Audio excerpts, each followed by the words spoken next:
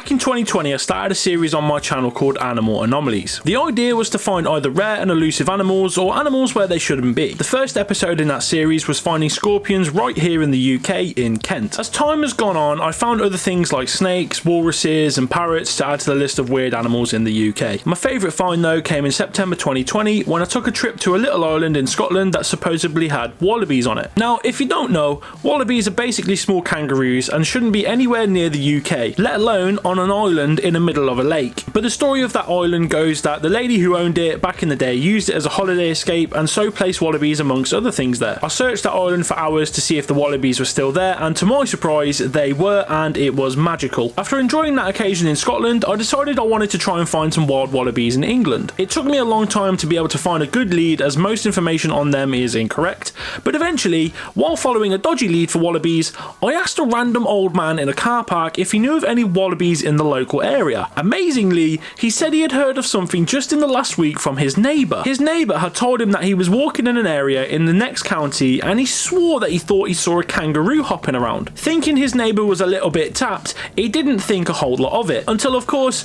here I was in the car park with him, asking him about them. He pointed me in the direction, so I grabbed the floppy haired teenager to be a cameraman and off we went to find English wallabies. And literally 2 minutes into our search, we had found them. Confirming 2 wallabies living wild and free in England with a potential third, this felt like a big deal and in my eyes was one of my favourite finds. Shortly after though, I went to Australia to see some marsupials in their homeland amongst some other cool stuff too. And then back home to the UK, I went to check in on the Scottish wallabies with the floppy haired teenager JJ Rims, as I'd heard they were to be eradicated from the island. We checked and they were still there thankfully. Later on again though, there were sightings and reports of an albino wallaby living wild in Warwickshire. That's my county, so I partnered up with the local BBC radio to lead a search to find it, and of course, being the wallaby hide and seek champion, JJ Rims and I found the local albino wallaby who was named Colin. Sadly though, Colin recently passed away, but his legacy will forever live on. But that sort of brings us up to date now. The Scottish wallabies that I mentioned that were on that island though, they had another fear that they were eradicated. Someone had told us something that maybe they had gone, so we decided to go to that island again in December 2022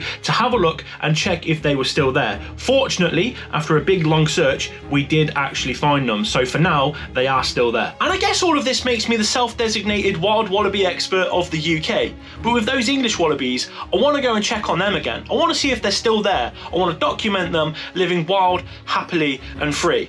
So I've got my camera, let's go. Right, the weather is no good, but we're here in the location where last time I saw 2 definite wallabies. We've got to walk through this sort of wooded area. It's not the best weather, I can't lie. It's flipping raining. It snowed last night, but that's thawing out now because of the rain. It's just not very good conditions to try and film or photograph stuff, but we're out here.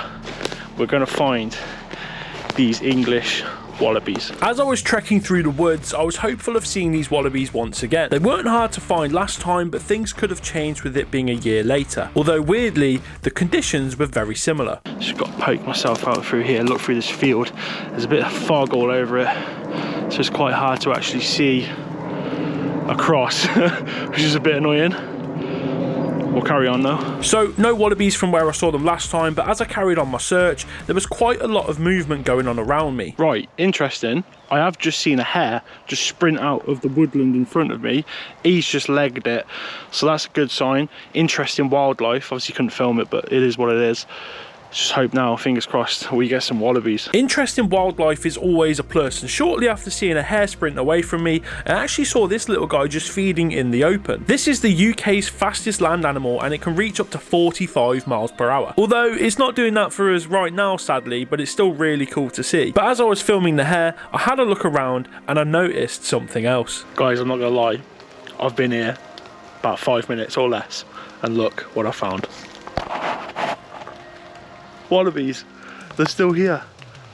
Oh, And just like that, I'd found wild wallabies in England again. 3 of them just chilling in some longer grass, but they were really far away from me. It's easy to tell what they are though. There is nothing else like them in the UK. They're just so unique. I absolutely adore them and I wanted to get closer, so I moved on a little further and was amazed at what I found. There are 5 wallabies. I can't, that is way more than what we saw when we were here last year. Last year we confirmed 2 and maybe a third. This year there is 5. You can see in this footage that pans across that there are 5 of the little guys just chilling, but it's not the clearest footage and I can't let that be it. So I manoeuvred myself through the woods and around the field until I was nearing where the wallabies I had just filmed were. Guys, I've got them. Oh my god, there's like, they're all there. They're all there. Wild wallabies in England. Oh my god, there's one even closer. Oh my goodness me, he's just to my side. Oh my goodness, he's right there. I didn't even see that one. I'm looking at the other ones over in the distance. Oh, he's moving. Oh my god, this is amazing. This is why I do what I do. I absolutely love this. I can't believe it. There are wild wallabies in England. It was amazing to be in the presence of these wild English wallabies. They were relaxed with me being there as I went about filming them, just eating away, living the life. I spent a good amount of time here watching on until the weather got a little worse and the wallabies took to cover. With that possibly being the end, I decided to take to cover too and headed back to my car. On my journey back though, I stumbled upon something I really wasn't ready for. A 6th wallaby. And a 7th wallaby.